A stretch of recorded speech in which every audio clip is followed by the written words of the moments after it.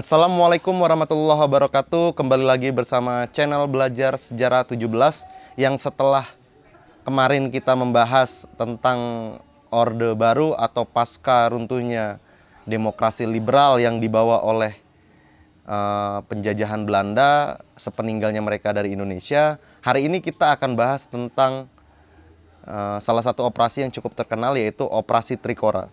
Operasi Trikora, singkatan dari Operasi Tri Komando Rakyat, adalah operasi militer gabungan antara Uni Soviet, Indonesia yang bertujuan untuk merebut dan mencaplok wilayah luar negeri Belanda di Nugini, Belanda pada tahun 1961 hingga 1962. Adapun tanggal operasinya yaitu tanggal 19 Desember tahun 1961 sampai dengan 15 Agustus 1965 yang berlokasi di Irian Barat. Dan berhasil memberikan sebuah hasil, yaitu diantaranya perjanjian New York ditandatangani. Lalu kemudian Irian Barat diserahkan ke PBB, lalu ke Indonesia, dan awal dari konflik Papua yang kemudian berlangsung hingga saat ini. Pihak-pihak yang terlibat diantaranya adalah Indonesia didukung oleh Soviet, sedangkan Belanda dan Papua Nugini Belanda atau disebut dengan Nugini Belanda. Tokoh-tokoh yang terlibat diantaranya dari Indonesia ada Soekarno, Suraji Sudjardharma, Abdul Haris Nasution, Ahmad Yani, Soeharto, Umar Dhani, Edi Martadinata, Yos Sudarso, dan Leonardus Benyamin Muardi. Sedangkan tokoh yang terlibat dalam operasi Belanda adalah C.G. van Westenburg dan W.A. van Heaven. Sedangkan kalau berkaca dari kekuatannya, ada 13.000 tentara di kekuatan Indonesia dan 10.000 tentara di Nugini Belanda. Ada 7.000 pasukan terjun payung di Indonesia, 1.400 marinir di pihak Nugini Belanda, ada 4.500 marinir dan 1.000 sukarelawan di Nugini Belanda. Korban tewas dari Indonesia ada 214, 1 kapal motor torpedo tenggelam dan 2 kapal motor torpedo rusak. Sedangkan korban dari Nugini Belanda tidak diketahui. Setelah beberapa perundingan Belanda menandatangani perjanjian New York dengan Indonesia pada tanggal 15 Agustus 1962 menyerahkan kendali atas Irian Barat kepada Perserikatan Bangsa-Bangsa atau PBB. Lalu bagaimana awal mula terjadinya konflik? Awal mula terjadinya konflik pada tanggal 19 Desember 1961, Soekarno yang saat itu menjabat sebagai Presiden Indonesia mengumumkan pelaksanaan Trikora di alun-alun utara Yogyakarta. Adapun 3 poin penting Trikora diantaranya: 1. Gagalkan pendirian negara merdeka Irian Barat, kibarkan sang merah putih di Irian Barat, dan 3. Bersiaplah untuk mobilisasi umum yang mencakup seluruh rakyat Indonesia untuk membebaskan Irian Barat dari imperialisme Belanda. Karena ini berkaitan dengan ideologis, di mana Soekarno lebih condong kepada ideologis Marxisme yang begitu dekat dengan komunisme dan Soviet saat itu. Sedangkan Belanda dinilai sebagai negara pembawa imperialisme, kapitalisme, dan liberalisme. Nah, ini berkaitan langsung kenapa kemudian pasca kemerdekaan tidak langsung digunakan demokrasi terpimpin, melainkan demokrasi liberal, sehingga Soekarno menggantinya menjadi demokrasi terpimpin seperti di video sebelumnya, karena adanya sentimen negatif dari Soekarno terhadap demokrasi liberal yang kemudian menjadi cikal bakal demokrasi di Indonesia hari ini sebetulnya. Soekarno juga membentuk Komando Mandala yang dipimpin langsung oleh Majen Jenderal Soeharto yang kemudian nanti akan kita bahas di fase kepemimpinannya di Orde Baru. Diangkat sebagai Panglima, tugas komando ini adalah untuk merencanakan, mempersiapkan, dan menyelenggarakan operasi militer untuk penggabungan Irian Barat dengan Indonesia. Jadi memang Soeharto di saat kepemerintahan Soekarno memiliki peranan penting, salah satunya untuk menyatukan antara Irian Barat dengan Indonesia. Adapun latar belakang terjadinya operasi Trikora adalah ketika Indonesia memproklamasikan kemerdekaannya pada 17 Agustus 1945, Indonesia mengklaim seluruh wilayah Hindia Belanda termasuk wilayah barat Papua atau yang dikenal dengan Nugini Belanda. Namun pemerintah Belanda menentang hal ini dan Papua menjadi daerah yang diperebutkan antara Indonesia dan Belanda.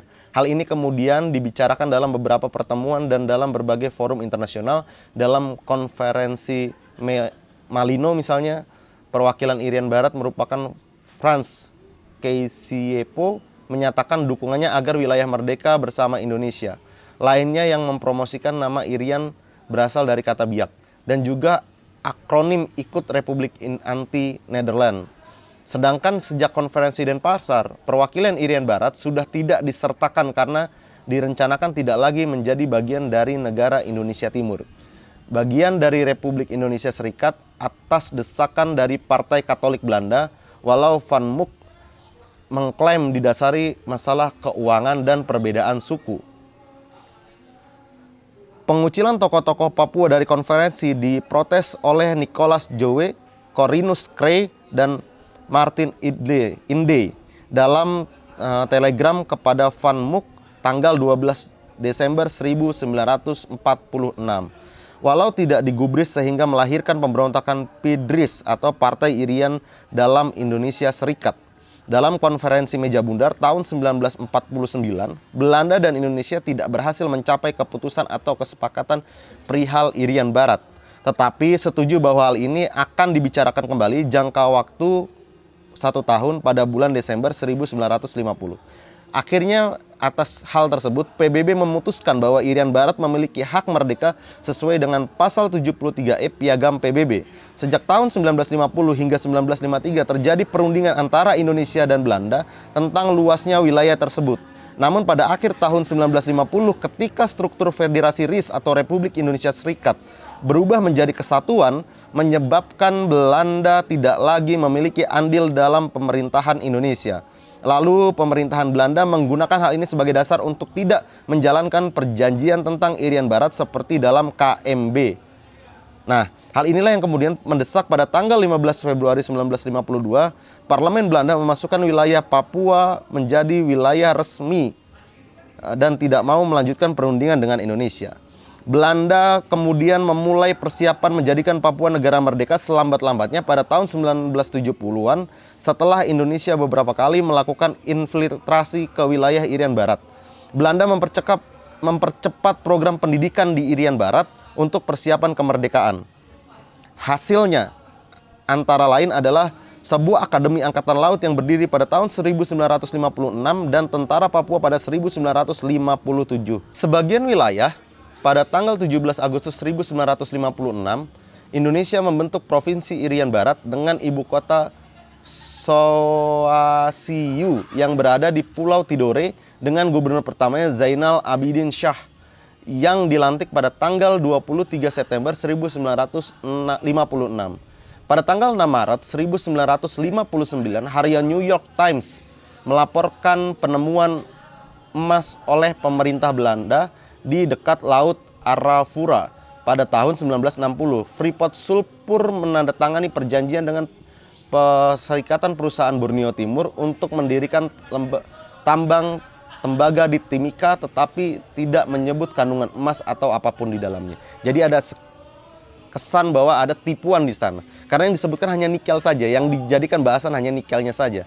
Namun kemudian atau tembaga, namun tidak menyebutkan bahwa di dalamnya ada kandungan emas. Padahal kandungan emas itulah yang menjadi skala prioritas sehingga perusahaan tersebut mau kemudian bekerja sama dengan pihak terkait.